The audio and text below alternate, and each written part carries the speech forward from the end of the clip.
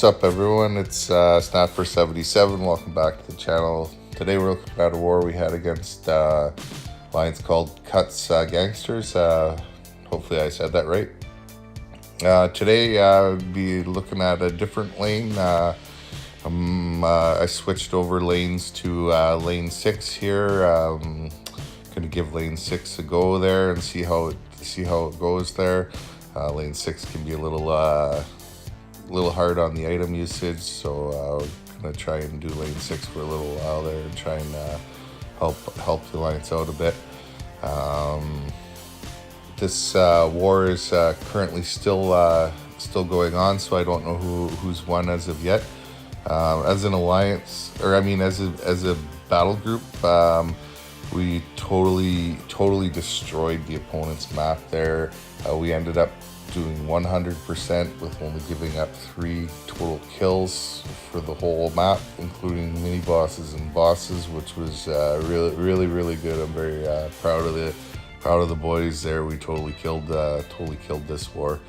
My first node coming up there was 5-star tech unblockable L1, I believe this node is, if I remember correctly.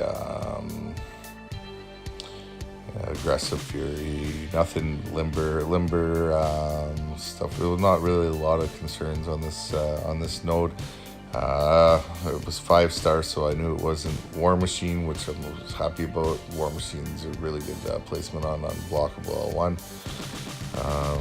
Wasn't showing anything there in the profile there, so I knew it was going to be a 345 champ. Thinking probably a diverse champ. I didn't really know what to expect, maybe an Iron Man or something like that. I was pretty sure it was going to be a diverse champ. And it ended up being, it was Iron Patriot actually. So a lot of people don't really like Iron Patriot as a defender. His L1s are easy to evade, and he's the Iron Man. He can bypass his regen easy. The thing with Iron Patriot that makes him an interesting defender is when he gets that arc overload, he gets a power gain, which is if you're not really careful with that, you can actually get into some trouble real fast. His power gain with his arc overload is pretty strong. So you want to make sure when you're starting to get close to that arc overload, you want to be able to potentially bait a special beforehand, and then be prepared when the arc overload starts to try and bait a special right away again. The match didn't go that long, as you can see there. He went down so fast that it wasn't the arc overload wasn't even the least bit of a concern.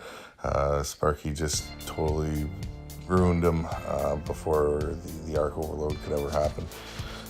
This next match here is a Mystic, has Bane and Stun Immune and enhanced abilities.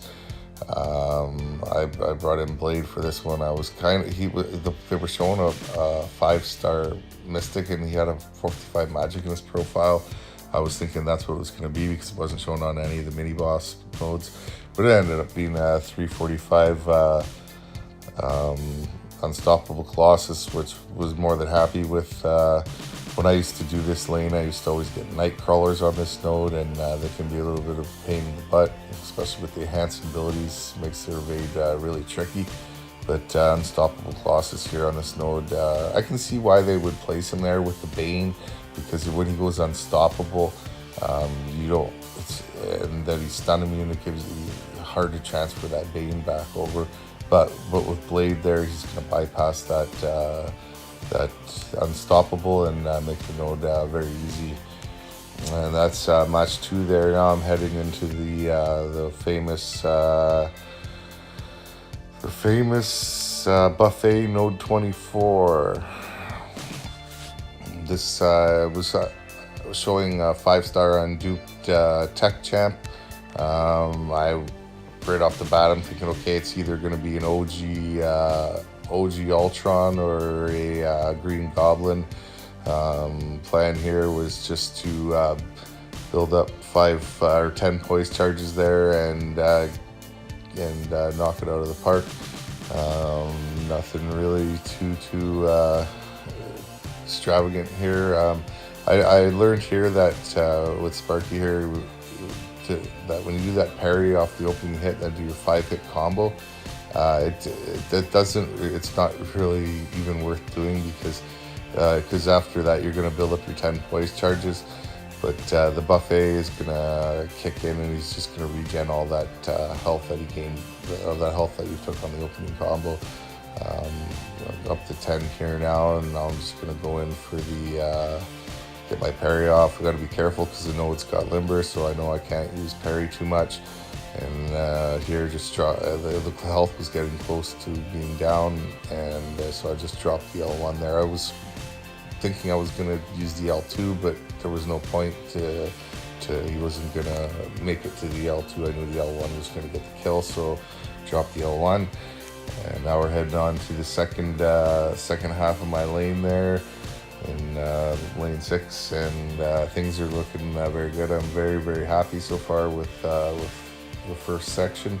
As you can see there, all my champs are full health, and we're moving on to the next section. And then in this lane is a lot of power gain and stuff like that. I'm thinking I might adjust my team on this. I took the full Trinity, and I don't have a poison immune, and there's a poison node at the end of this lane, but a poison champ doesn't really work well with my lane. I have a Mephisto that I want to rank up and add to the team, but for now I'm thinking I might add magic into the mix here for some of these power nodes. This node, I was like Killmonger. I'm like, damn, I wasn't really sure how to do this with the power game. It was a going concern, and I made a mistake there. I think this might be one of my first times facing Killmonger in war. I was just going to try and bait some specials and counterattack and not worry about poise too much. Right here I went for a bait parry, and I got hit by that reverberation, and it took me for quite the surprise. Right there I dropped the L2. I didn't have enough poise charges. I was thinking that L2 might have been able to finish him off, but with the power gain that he has, it pushed him right to L3, and luckily enough I was able to survive that L3, so I was pretty happy about that. And I just come in here with the L1 to finish it off, and I get the full attack bonus. Not the greatest match for sure, but I got her down there with the attack bonus, and so I was like, okay, I can deal with that. I can just add some health pots on if need be. But I wasn't thinking I was gonna need them anymore. My next match was Mystic. I was gonna use Blade. So this one I wasn't sure who this next one was gonna be. I was thinking it was gonna be a Magic or a Dormammu, or something like that. The node's got power gain, and it's got power shield, unblockable L2. So I was pretty sure it was gonna be a Dormammu. I went in with Blade, and I'm thinking, it shouldn't be too bad, but his Mystic, his MD was really strong. I really wish I would have thrown an invulnerability boost on for this, but I was thinking I want to save the invulnerability boost for the next node to carry over onto the mini boss, because the mini boss was, I believe it was a magic as well, so the invulnerability boost, I figured I needed it more for the mini boss and the next node rather than for this match. It was the MD was killing me, and that power gain was killing me too. It was having a hard time building up my power, constantly regenning and not. He caught me with a heavy there. I was too close, and then that pushed him L3, and I was like, oh, this sucks, man. I don't even know if I'm gonna be able to survive this. There's 11% there, and he's still full health. Like I said, I got to do something here, so I dropped my L3 here, and then I was gonna hopefully be able to get a parry combo and regen a little bit of health again and bait a special, and it just didn't work out here. the degen kicked in there, and I knew it was all over. So Dormammu was a really good placement on this node. This node is another one of those nodes like over on the bleed poison lane, or lane 4, the node before the bleed poison node. They're really making those nodes geared to sort of counter blade by putting things in that make Mystic Champ still usable versus blade. As you can see there, my blade wasn't able to take that node down there. I mean, it was doable, but it was just a lot harder than it should have been for a Mystic Champ for blade facing. And so I took a little bit of a break here. I wasn't sure what I was going to do. I was trying to decide if I wanted to use Ghost Rider or if I wanted to heal up Sparky there, and then I decided I'm gonna heal up Sparky, and I'm gonna throw on I threw on a couple boosts, and my plan going into this match with Sparky was I wasn't gonna build up poise because dexterity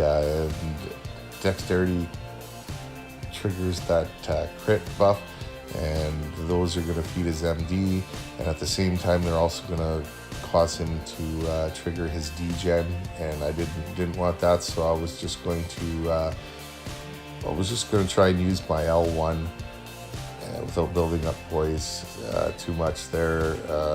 Just use my L1 and then my power drain, and then I was thinking 2 L1s was going to be able to do it.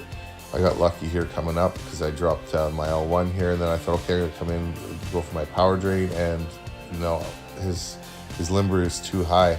So I ended up eating an L3 here. I was like, oh man, this is not what I wanted. Luckily it didn't do too much damage there, so I'm like, okay, that's not bad. I still got my regen boost going. Drop another L1 here, and then I tried one more time. I should have known from the last time that wasn't going to work. So now I'm like, okay, I'm just going to use a parry and then a heavy, and then that drained him. And okay, I'm now set myself up to land my last L1 and hopefully get the kill on the L1. And that was I was able to build up to L2 instead, so that was more than enough to take him down. And that's our war up to here. It's getting close to the end there. I'll let you guys know how it goes. Welcome back.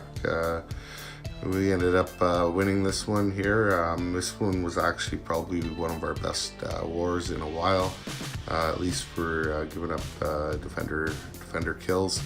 It ended up having a perfect week, 3-0 for the week in AW.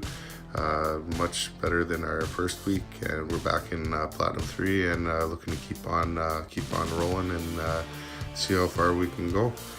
Well, I hope you guys enjoyed the video there, and have a good one.